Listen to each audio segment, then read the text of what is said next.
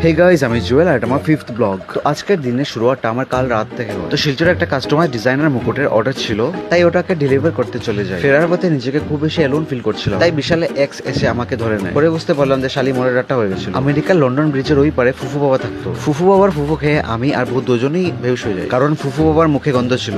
হুশ হওয়ার পর বুঝতে পারি শালা সস্তা নেশা কাসার থা। তাই সাত সকালে ঘুম থেকে উঠে মুখ না ধুয়ে এক থাল ভাত খেয়ে নেই। ওইদিকে ললিতার প্রেমে আমি হাবুডুবু খাচ্ছিলাম, আর ললিতা তার নতুন বয়ফ্রেন্ডকে ছেড়ে আমার সাথে চলে আসে। ফুলগুলো কাছে বেশ ভালো লাগছিল, তাই আমি ওগুলোকে এনে ললিতাকে দিয়ে দিই। বিশালের মুদ্রা করার সময় হয়ে গেছিল, তাই আমি ওর সাথে মুদ্রাখানে চলে যাই। শহরে নাকি বাদরের উৎপাত বেড়েছে। ওইদিকে মস্ত বড় হুলো বাদরকে ঝুলন্ত অবস্থা দেখতে পাই। ফিগার দেখে বুঝতে পারি যে গরিলা প্রজাতির উপাধিকারী ছিল, তাই আমি যান বাঁচিয়ে ওইখান থেকে চলে যাই। কাল আমি আমার দিদিকে বলছিলাম যে আজকাল রাস্তাতে অনেক গরু দেখতে পাওয়া যায়। তখনই দিদি আমার হাতে একটি টুকরি ধরিয়ে দেয় গোবর আনতে। ওইদিকে ঋষি ফোন করে পাগল হয়ে যাচ্ছিল, কারণ আজ ওর ঘরে হলিউডের সিনেমার শুট হবে। সিনেমার নাম বেদের মে জ্যোৎস্না। কোথায় আছে দিনে 10টি পাপ করার পর একটি ভালো কাজ করলে নাকি তোমার পাপ ধুলে যায়। তাই আমি দুটি ক্ষুধার্তকে খাওয়াতে রেস্টুরেন্টে নিয়ে আসি। টানা 3 দিন উপাস করে পান্তা ভাত আর শীতল পোড়া পেয়ে তারা খুবই খুশি হচ্ছিল। আমার মন বড়, তাই আমার নিজের জন্য চিকেন বিরিয়ানি অর্ডার দিয়ে দিই। সঙ্গে চিকেন ফ্রাইড মোমো ছিল। ওইসব দেখে বিশালের বিরিয়ানি খাওয়ার ইচ্ছে করছে, তাই আমি বিশালের জন্য এক বান বিরিয়ানি দিয়ে দিই। ওইদিকে বিলওয়ালার বিল দিতে আমার দ্বিধাবোধ অনুভূত হচ্ছিল, সেজন্য বুড়ির উপর বিলের জিম্মা দিয়ে আমি বাড়ি চলে আসি।